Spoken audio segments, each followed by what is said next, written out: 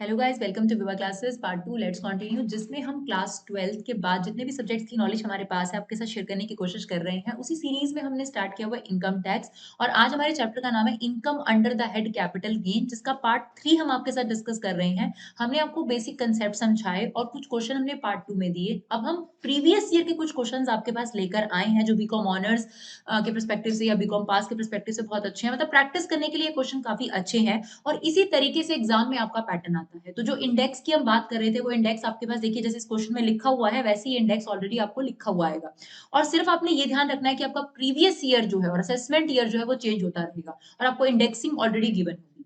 तो जो इन क्वेश्चंस को, जो इस हेड के जो क्वेश्चंस है उनको डील करने का जो बेस्ट तरीका है वो क्या है, जब आप क्वेश्चन पढ़ें तो सबसे पहले ये एनालाइज करें कि वो कैपिटल एसेट है या नहीं है।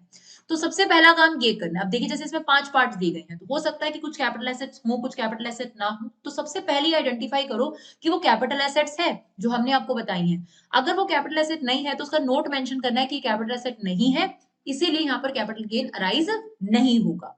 अगर आपने आइडेंटिफाई कर लिया कि वो कैपिटल एसेट है, तो आपका सेकेंड स्टेप होगा कि अगर हम उस एसेट को सेल कर रहे हैं तो शॉर्ट टर्म कैपिटल गेन हो रहा है या लॉन्ग टर्म कैपिटल गेन हो रहा है, और उसके अकॉर्डिंग आप फॉर्मेट बनाएंगे। अगर लॉन्ग टर्म कैपिटल गेन हो रहा है तो हमें इंडेक्सिंग करनी पड़ती है, अगर शॉर्ट टर्म कैपिटल गेन है तो कोई भी इंडेक्सिंग हमें नहीं करनी पड़ती। तो बस यही स्टेप्स आपने फॉलो करने हैं और आपका क्वेश्चन जो है बड़े स्मूथली होगा। तो चलिए हम क्वेश्चन देखते हैं। बट हाँ, इसमें अभी कुछ एग्जामिनेशन 54 की भी डिस्कस करी गई हैं। अभी हम उनके बारे में ज्यादा आपसे बात नहीं करेंगे क्योंकि अभी हमने उस पर कंसेप्ट क्लियर नहीं करा है। फिलहाल बाकी का क्वेश्चन हम पूरा कंप्लीट करेंगे। एग्जामिनेशन वाले क्वेश्चन हम और भी लेकर आएंगे आपके पास। तो देखिए क्वेश्चन नंबर 1 है, mister x sold his property during previous year 21-22। तो हमारा प्रीवियस ईयर यहाँ पर कौन सा है, 21-22। सबसे पहले लिखता है house hold TV and refrigerator costing ₹96,000 purchase in 2020 sold in Feb 2020। तो पहला सवाल आपके सामने क्या होगा, क्या ये कैपिटल एसेट है? बाद में देखेंगे ना कैपिटल गेन कौन सा है। तो बहुत सारे स्टूडेंट जिन्होंने वाक्य में इसे ध्यान से पढ़ा था कि कैपिटल एसेट में क्या होता है क्या नहीं होता, वो पहचान चुके होंगे ये कैपिटल एसेट है ही नहीं।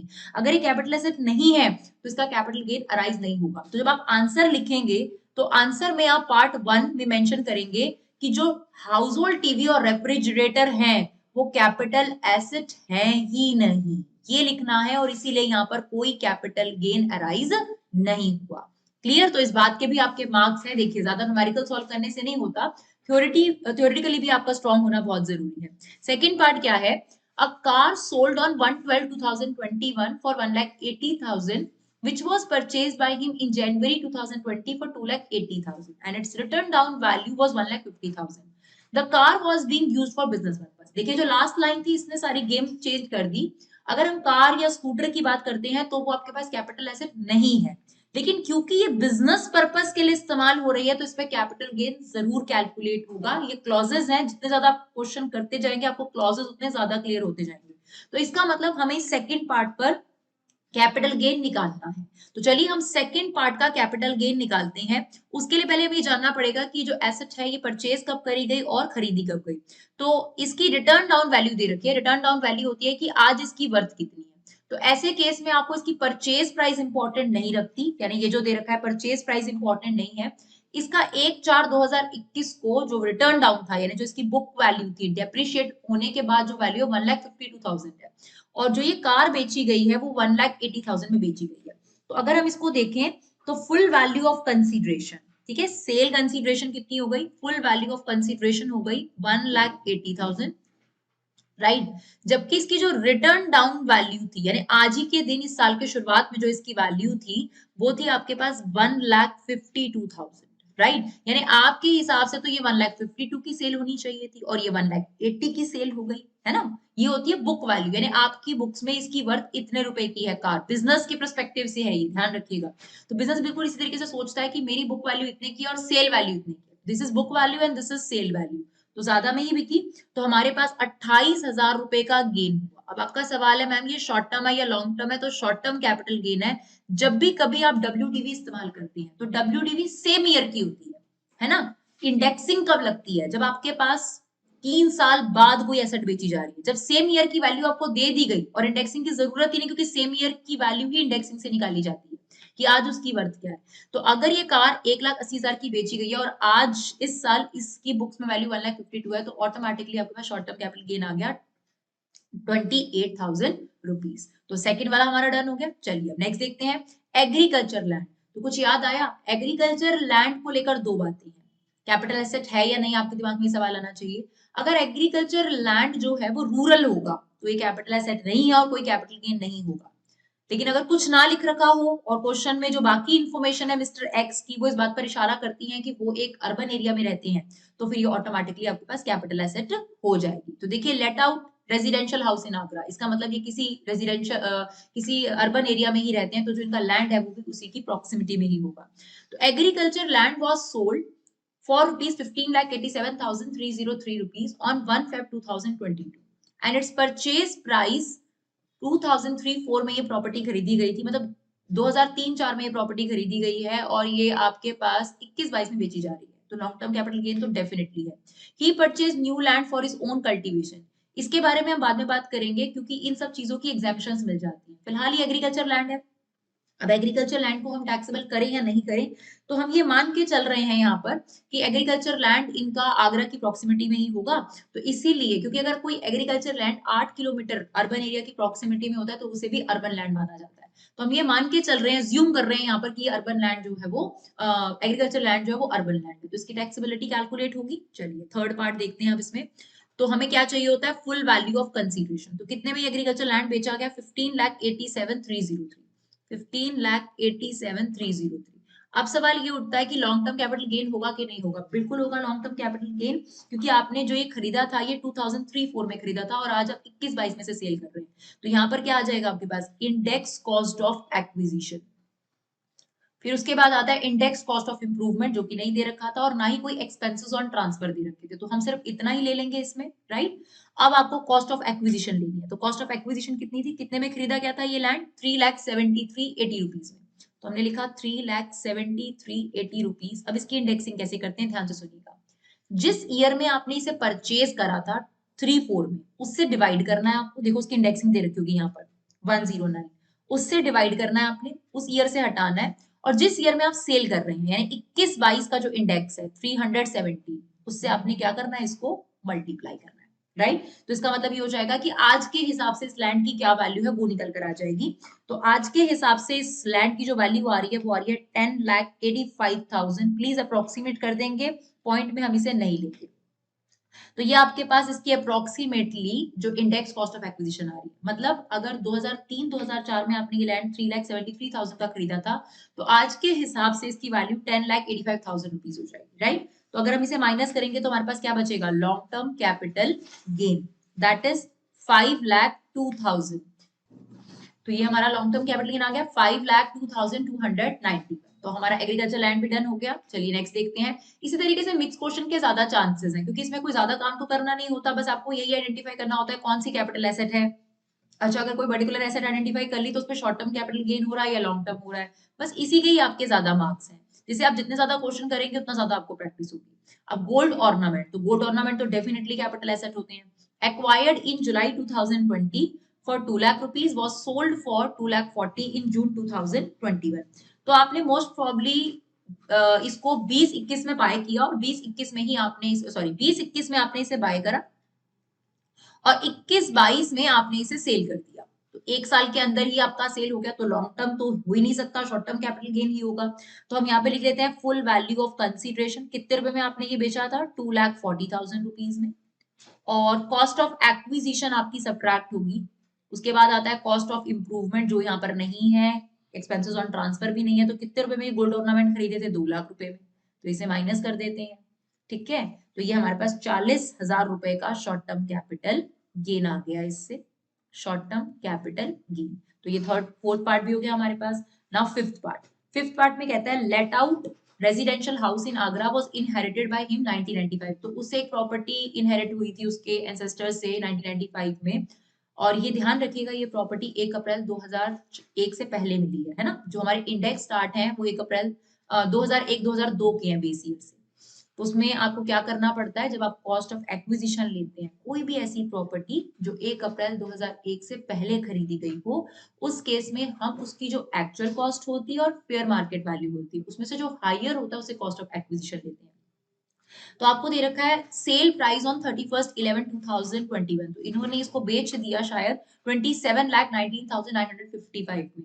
फेयर मार्केट वैल्यू आपको दे रखी है, जब भी कोई प्रॉपर्टी 1 अप्रैल 2001 से पहले होगी तो उसकी फेयर मार्केट वैल्यू जरूर दे रखी होगी। कॉस्ट ऑफ इंप्रूवमेंट इन्होंने 10/11 में करवाई है इतने रुपए की, और एक्सपेंसेस ऑन ट्रांसफर भी हुए हैं। तो हमारे पास ये पूरा लॉन्ग क्वेश्चन ही है, तो चलिए अब हम इसको इरेज कर देते हैं और इसको अब सॉल्व करते हैं, क्योंकि ये काफी बड़ा वाला आपके पास आ गया। प्रॉपर इंडेक्सिंग होगी कि नहीं होगी, देखिए पहली बात तो प्रॉपर्टी है तो ये आपके पास कैपिटल एसेट है। दूसरी बात, ये आपके पास लॉन्ग टर्म टाइम रही है, क्योंकि 1995 से आप इसको 21-22 में सेल कर रहे हैं। तो चलिए हमारे पास फुल फॉर्मूला बनता है, full value of consideration indexed cost of acquisition, क्योंकि खरीद की तो कॉस्ट है ही है, इसमें इंप्रूवमेंट भी हुआ है जैसा कि हमने क्वेश्चन में पढ़ा है, तो इंडेक्स कॉस्ट ऑफ इंप्रूवमेंट भी है। और आपके पास एक्सपेंसेस ऑन ट्रांसफर भी गिवन थी, तो एक्सपेंसेस ऑन ट्रांसफर तो हमारा निकल कर आएगा gross long term capital gain. उसके बाद एग्जामिशंस हैं जो हम आपको बाद में सिखाएंगे, उसके बाद आपका क्वेश्चन कंप्लीट हो जाएगा। तो ये हाउस प्रॉपर्टी कितने में सेल करी गई थी, 27,19,955, तो ये लिख देते हैं 27,19,955 में इसे सेल करा गया। अब बात बारी I index cost of acquisition की, तो कितने में ये प्रॉपर्टी खरीदी गई थी, तो ये प्रॉपर्टी खरीदी ही नहीं गई थी, क्योंकि जो मिस्टर एक्स है उनको इनहेरिट हुई थी। तो ऐसे केस में हम क्या करेंगे, हमारे पास इसका जो फेयर मार्केट वैल्यू दे रखा है उसी को हम ले लेंगे, तो ये आ गया 7,71,530, जो कि फेयर मार्केट वैल्यू है। अब इसे डिवाइड किससे करेंगे, ऑब्वियसली 2001-2002 के इंडेक्स से, जो कि 100 है, और करंट ईयर में जिस ईयर में सेल कर रहे हैं उसके इंडेक्स से मल्टीप्लाई कर देंगे। इससे क्या फायदा होता है, इससे हमने ये निकाला है कि अगर 2001-2002 में ये प्रॉपर्टी 100 रुपए में खरीदी गई थी और आज अगर कोई भी चीज 317 रुपीज की हो चुकी है, तो सिमिलरली अगर 2001-2002 में कोई प्रॉपर्टी 7,71,000 के करीब खरीदी गई थी, तो आज उसकी वर्थ कितनी है, तो आज उसकी वर्थ आ जाती है आपके पास 24,45,750 रुपीज। तो ये क्या किया इंडेक्स ने सिर्फ इतना सा काम किया है कि आज के हिसाब से उसकी वर्थ निकाल दी। सेम कॉस्ट ऑफ इंप्रूवमेंट कराई थी, यहाँ पर लिखा हुआ था 1,30,578 की, तो 1,30,578 की इंप्रूवमेंट कराई थी, कौन से ईयर में, देखिए 11-12 में, तो 11-12 के इंडेक्स से डिवाइड कर देंगे, यानी 167 के इंडेक्स से डिवाइड कर देंगे और 317 के इंडेक्सेस को मल्टीप्लाई कर देंगे, तो ये आपके करंट उसमें आ जाएगा, दैट इज 2,47,864।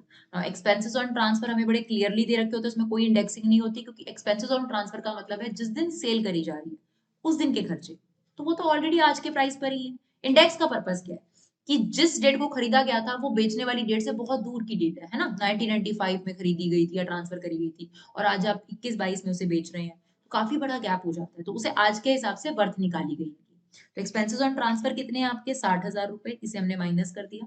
तो ये तीनों चीजें माइनस करने के बाद हम देखेंगे अगर कुछ बचता है तो आपके पास गेन है, बट ऐसा यहाँ नहीं हो रहा। यहाँ पर आपके पास जो है वो लॉस चेक कर लेते हैं एक बार। तो यहाँ पर हमारा आंसर आ रहा है नेगेटिव, इसका मतलब short term capital gain negative में अगर आप लिख दोगे तो उसका ऑटोमेटिकली मतलब होता है, sorry, long term capital gain अगर आप नेगेटिव में लिख देंगे तो उसका मतलब ऑलरेडी है कि आपके पास ये लॉस हो रहा है। तो आपने ओवरऑल जो 4-5 एसेट्स आपको दी थी, आपने उनका जो है वो गेन निकालना सीखा। तो किस तरीके से क्वेश्चन आ सकता है जिसमें सारी एसेट्स मिक्स हो, उनको डील करना आपको आना चाहिए। चलिए देखते हैं नेक्स्ट क्वेश्चन। चलिए क्वेश्चन नंबर 2 भी कुछ ऐसा सही है, जिसमें आपके पास मिक्स एसेट्स हैं, कैपिटल एसेट है। तो फर्स्ट ऑफ ऑल आइडेंटिफाई करिए कि वो कैपिटल एसेट है। अगर आप ये आइडेंटिफाई कर लें कि वो कैपिटल एसेट है, फिर उसे आइडेंटिफाई करना है कि शॉर्ट टर्म कैपिटल गेन है या long term. Mister x had an income of 35,000 from business and profession. देखिए अभी हम सिर्फ इसी हेड पे बात कर रहे हैं, लेकिन जब हम एग्जामिनेशन की बात करेंगे तो एग्जामिनेशन में चारों हेड्स का, पांचों हेड का मिक्स क्वेश्चन भी आ सकता है। तो फिलहाल के लिए बिजनेस इनकम आपको पहले से कैलकुलेटेड दे रखी है 35,000 रुपीज की for the previous year 31 March 2022 की। During the year following assets are sold, तो हमें तो कैपिटल गेन निकालना है, तो हम तो मेन इस पर अभी बात करेंगे फिलहाल के लिए। Residential house which was sold on August 15 2021, तो आपके पास 21-22 में ये जो प्रॉपर्टी है रेजिडेंशियल हाउस है, इसे बेचा गया 6,65,600 में। तो ये आपका फेयर सॉरी सेल वैल्यू हो गई आपके पास। Was purchased by him on January 2003, तो 2003 में खरीदा था और आप 21-22 में बेच रहे हैं, तो लॉन्ग टर्म कैपिटल गेन तो कंफर्म हो गया। सिल्वर परचेज करे थे जून 2003 में और इसे 2021 में बेचा जा रहा है, तो इस पर भी हम कैपिटल गेन कैलकुलेट करेंगे। Share in a private company purchased for 50,000 was sold on 2021, तो सेम ईयर में आपने सेल कर दिया। Land purchase on 1 January for 2 lakh was sold on 15/4/2021 for 4,50,000, और उसके बाद उसने रेजिडेंशियल हाउस खरीद लिया। तो उसने खरीदा, इसकी उसको एग्जाम्पशन मिलेगी, उसके बाद हम बाद में करेंगे, बट हम सेल की बात करेंगे। और आपको यहाँ पर इंडेक्स दे रखी है 2003, 2002, 3 का भी इंडेक्स दे रखा है, 3, 4 का भी, और 21, 22 का भी। चलिए सबसे पहले रेजिडेंशियल प्रॉपर्टी सॉल्व करते हैं। तो रेजिडेंशियल प्रॉपर्टी में लॉन्ग टर्म कैपिटल गेन है। पहली बात तो ये कैपिटल एसेट है, बिल्कुल है, और लॉन्ग टर्म कैपिटल गेन हो रहा है क्योंकि आपने इसे 2003 में खरीदा था और आज 21-22 में आप इसे सेल कर रहे हैं। तो हमारा आ जाएगा फुल वैल्यू ऑफ कंसिडरेशन। सबसे पहले फुल वैल्यू ऑफ कंसिडरेशन यानी sale value, full value of consideration minus, अगर इस हाउस की बात करी जाए तो हमें कॉस्ट दे रखी है सिर्फ, तो हम यहाँ पर करेंगे इंडेक्स कॉस्ट ऑफ एक्विजिशन। क्या निकालेंगे? इंडेक्स कॉस्ट ऑफ एक्विजिशन, और उसके बाद हमारे पास सीधा यहाँ पर आ जाएगा लॉन्ग टर्म कैपिटल गेन, और अगर नेगेटिव आए तो लॉन्ग टर्म कैपिटल लॉस भी हो सकता है। तो फुल वैल्यू ऑफ कंसिडरेशन कितनी है हमारी? 6,65,600। अब हमें कॉस्ट ऑफ एक्विजिशन को इंडेक्स करना है, तो ये 1,54,000 रुपीज जो आपके पास है, इसे किस ईयर से डिवाइड करेंगे? जिस ईयर में आपने परचेज करा है, तो 2-3 में आपने परचेज करा है इसको, है ना? क्योंकि देखिए 1 जनवरी 2003 है, तो ये साल शुरू हुआ होगा 2003-2004, 1 अप्रैल 2002 से 31 मार्च 2003। तो उसका जो इंडेक्स है वो है आपके पास 105, तो 105 से इसे डिवाइड करेंगे और करंट ईयर का इंडेक्स जिस साल उसे बेचा जा रहा है उससे मल्टीप्लाई करेंगे। तो इसकी जो वर्थ आती है वो निकल कर आ रही है हमारे पास 4,64,933 पॉइंट में आ रही है, अप्रोक्सीमेट कर दीजिएगा।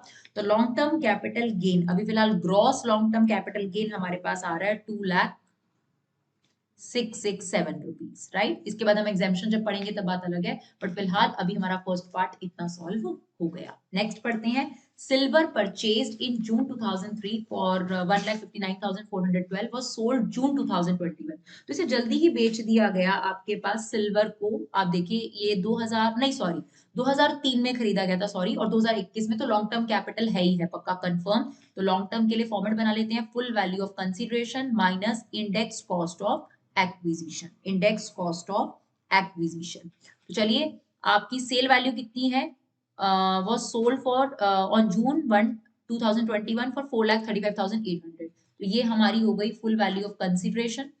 यहाँ पर आपने सिर्फ टेबल बनाना है, टेबल बना के आपने इसे सॉल्व करना है, ये चीजें टेबल बना के सॉल्व होंगी। इंडेक्स कॉस्ट ऑफ एक्विजिशन अब कैसे निकालेंगे? देखिए कितने रुपए का आपने खरीदा था, ये आपने खरीदा है जून 2003 में, तो जून 2003 का मतलब ये हुआ कि ये आपकी ईयर 3-4 की परचेज है, राइट? तो आपका इंडेक्स कॉस्ट कैसे निकलेगा? 1,59,412 आपका कॉस्ट ऑफ एक्विजिशन है। इसे 2-3 के इंडेक्स से डिवाइड कर दीजिए जिस ईयर में बाय किया था, और जिस ईयर में आप सेल कर रहे हैं उस ईयर के इंडेक्सेस को मल्टीप्लाई कर देते हैं। तो ये हमारा आ रहा है 4,36,611 अप्रोक्सीमेटली। अभी देखिए ये ज्यादा है, तो इसका मतलब आपका लॉन्ग टर्म कैपिटल लॉस हो गया कितना?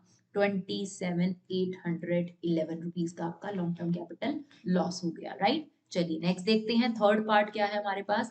थर्ड पार्ट में कहता है share in a private company purchased in June 2020। तो 2020 में आपने ये परचेज करा था 50,000 रुपीज का, और 25 अप्रैल 2021 को आपने सेल भी कर दिया। तो यहाँ तो confirm short term capital gain है क्योंकि सेम ईयर में सेल हो गया आपके पास। तो फुल वैल्यू ऑफ कंसिडरेशन कितने रुपए में बेचा आपने? 75,000 रुपीज में। और जो आपकी कॉस्ट ऑफ एक्विजिशन है वेरी सिंपल, कितनी है? 50,000 रुपीज। तो आपके पास शॉर्ट टर्म कैपिटल गेन हो गया 25,000 रुपीज का। लास्ट लैंड आ गया हमारे पास। लैंड परचेज ऑन जनवरी 2020, यानी आपने इसे 19-20 में खरीदा है, ठीक है? Was sold for 15/4/2021। तो आपने नेक्स्ट ईयर में आपने इससे 21-22 में जो है वो आपने सेल कर दिया 4,50,000 रुपीज का, और आपने नया हाउस खरीदा वो एक अलग बात है, बट इतना कंफर्म है कि कैपिटल एसेट है और शॉर्ट टर्म है क्योंकि आपने एक अगले ही साल उसे बेच दिया, 3 साल तो मतलब ही नहीं रखा आपने रखा। तो फुल वैल्यू ऑफ कंसिडरेशन कितने में बेचा? 4,50,000 रुपीज में। और आपका कॉस्ट ऑफ एक्विजिशन कितना है? कितने में एक्वायर करा है आपने? 2 लाख रुपए में, तो उसे माइनस कर देते हैं, तो 2,50,000 रुपीज का शॉर्ट टर्म कैपिटल गेन हो जाएगा। अभी हमें बहुत सारी चीजें सीखना बाकी है। देखिए अभी हमने सिर्फ गेन निकालनी सीखी है, फिर हम सीखेंगे कि जो एक पर्टिकुलर लॉस होता है उसे कहाँ से जो है सेट ऑफ किया जाता है, वो भी हम आपको सिखाएंगे। भी वो चैप्टर्स बाकी हैं तो और ज्यादा अच्छे तरीके से ये क्लियर हो जाएगा। चलिए देखते हैं नेक्स्ट क्वेश्चन।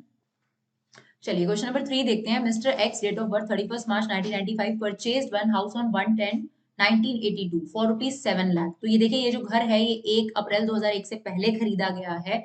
तो कोई भी प्रॉपर्टी जो 1 अप्रैल 2001 से पहले खरीदी गई है उसमें क्या रूल है, जितनी उसकी कॉस्ट है यानी एक्चुअल कॉस्ट है और फेयर मार्केट वैल्यू है, उसमें से जो हायर वैल्यू होगी उसे ही क्या लिया जाएगा, कॉस्ट ऑफ एक्विजिशन लिया जाएगा।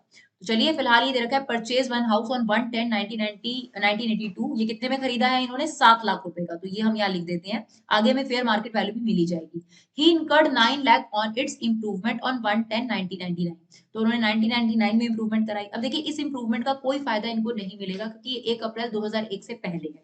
जो इंप्रूवमेंट 1 अप्रैल 2001 के बाद है उन्हीं की डिडक्शन जो है वो इस कैपिटल गेन में आपको दी जाती है।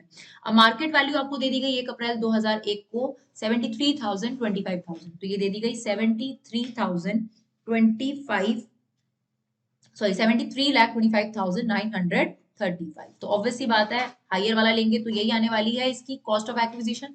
Mister x further incurred 16,93,430 on its improvement on 110 2011। तो ये वाली कॉस्ट ऑफ इंप्रूवमेंट जरूर ली जाएगी और इसकी इंडेक्सिंग भी की जाएगी क्योंकि जो सेल है देखिए कौन से ईयर में हो रही है, the asset was sold for this on 1/1/2020। तो जो सेल है वो 21-22 में हो रही है, जो इंप्रूवमेंट हुई थी वो आपके पास जो है वो 11-12 में हुई थी, राइट। तो चलिए अब हम अपना काम करते हैं। भी टैक्स लायबिलिटी भी हमारा रहता है, हम सिर्फ कैपिटल गेन निकालना सीखेंगे। तो सबसे पहले आ गया फुल वैल्यू ऑफ कंसिड्यूशन। तो कितने में सेल करा है हमारे पास, 2,72,73,775 रुपए में।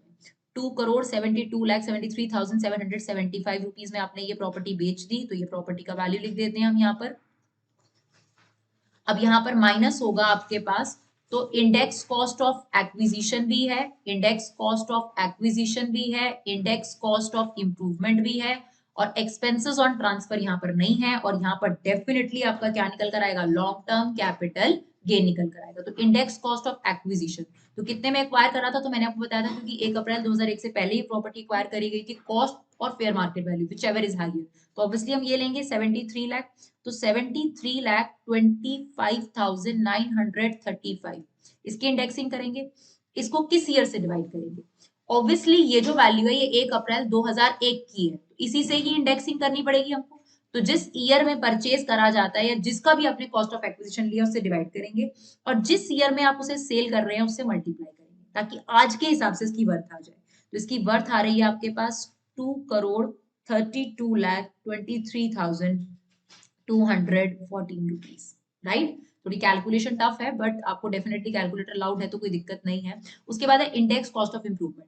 जो इंप्रूवमेंट 1 अप्रैल 2001 से पहले थी वो इंप्रूवमेंट आप नहीं ले सकते हैं।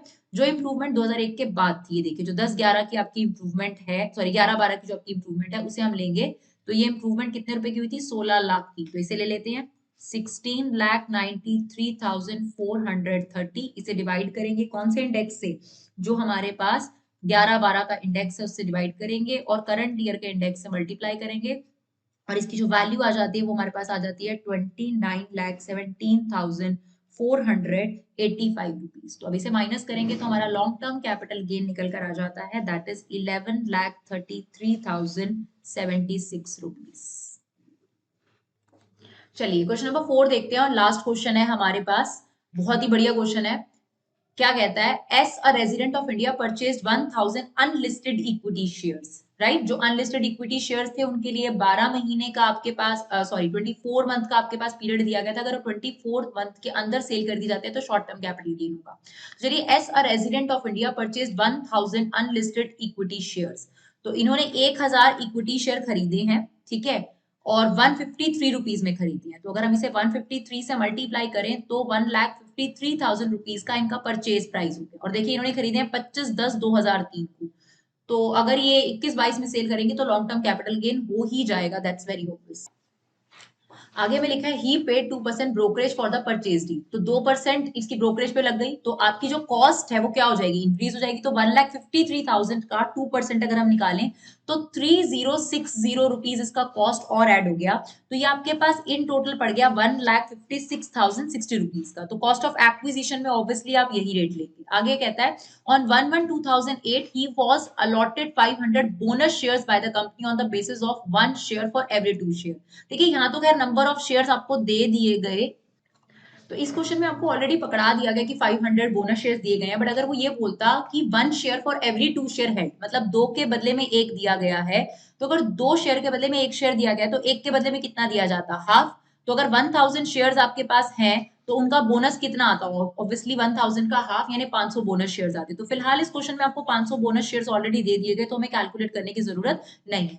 तो ये हमारी कॉस्ट ऑफ एक्विजिशन है, जो हमारे पास 1000 शेयर थे और हमारे पास 500 और बोनस शेयर्स आ गए, जिसकी कोई भी कॉस्ट ऑफ एक्विजिशन हमें नहीं बेयर करनी पड़ी, क्योंकि हमारे को वो बोनस डिविडेंड्स की वजह से मिलता है। उसके बाद कहता है on 28 Feb 2021 he was given right to acquire 1000 right share at the rate of 60 per share. तो देखिए राइट शेयर क्या होता है, जो एग्जिस्टिंग शेयर होल्डर्स होते हैं उनसे सबसे पहले पूछा जाता है कि क्या आप शेयर लेना चाहते हैं और कम रेट पर।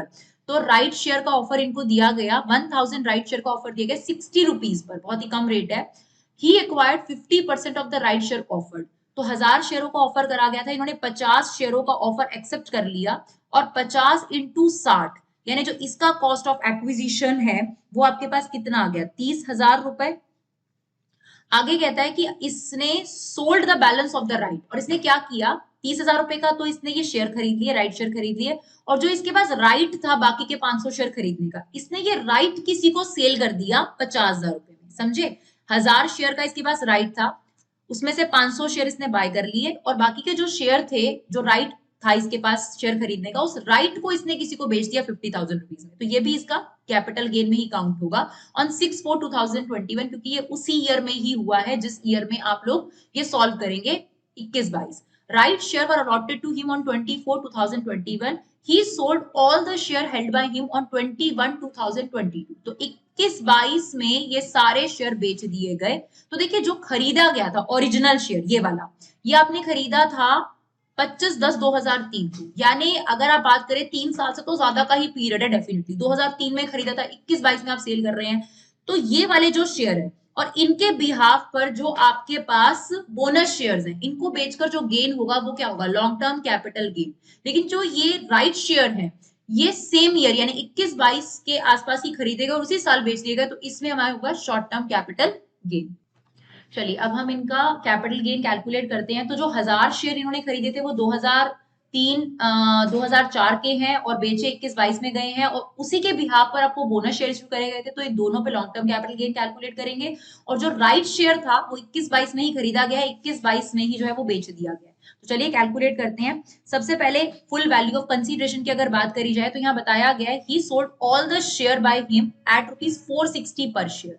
तो अगर हम 1000 शेयरों की बात करें, उन दोनों को अलग अलग शो करेंगे। ओरिजिनल शेयर सबसे पहले देखते हैं।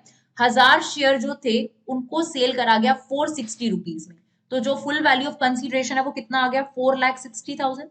अब हमें इनका निकालना है index cost of acquisition, index cost of acquisition. यहीं पर हम 500 शेयर भी लिख देते हैं जो हमने ये वाले बोनस शेयर बेचे हैं, 500 इंटू 460, तो ये हमें ओरिजिनल शेयर से अमाउंट मिला, और ये बाकी के जो बोनस शेयर से हमने सेल करा दैट इज 2,30,000 रुपीज। अब इंडेक्स कॉस्ट ऑफ एक्विजिशन, तो एक्विजिशन कॉस्ट सिर्फ इन्हीं शेयरों की है क्योंकि 500 शेयर आपको बोनस मिले थे। तो कैसे निकलेगा ये 156,060, इसे डिवाइड किस ईयर के इंडेक्स से करेंगे, 2003-2004 के इंडेक्स से, यानी 109 के इंडेक्स से डिवाइड करेंगे और जो करंट ईयर का इंडेक्स है उससे मल्टीप्लाई करा, तो ये अमाउंट हमारे पास आ गया 4,53,862 रुपीज। इसको अगर हम माइनस करेंगे तो ये हमारे पास आ रहा है long term capital gain, that is gross long term capital gain, it's 2,36,138 rupees. तो ये वाला हमारा डन हो गया। अब हमारे पास ये जो राइट शेयर थे इनका कैलकुलेट करेंगे, तो कि सेम ईयर में ये राइट इशू हुए थे और सेम ईयर में सॉल्व हुए थे, short term capital gain calculate होगा। तो full value of consideration minus cost of acquisition, ठीक है। तो फुल वैल्यू ऑफ कंसीडरेशन, तो कितने रुपए में आपने ये सेल करे, सेम सारे शेयर एक ही रेट पे बेचे गए हैं, तो ये 500 जो शेयर थे ये भी 460 यानी 2,30,000 रुपीज में सेल कर दिए गए, और जो इनकी कॉस्ट ऑफ एक्विजिशन थी वो सिर्फ 30,000 रुपए थी। तो आपके पास शॉर्ट टर्म कैपिटल गेन हो गया था 2 लाख रुपए, और इसी डेट पर आपने बाकी के शेयर को खरीदने का राइट 50,000 में बेचा था। तो कुल मिलाकर आपका 2.5 लाख रुपए का शॉर्ट टर्म कैपिटल गेन हो गया था। Thank you so much guys for love and support, keep supporting विवा क्लासेस।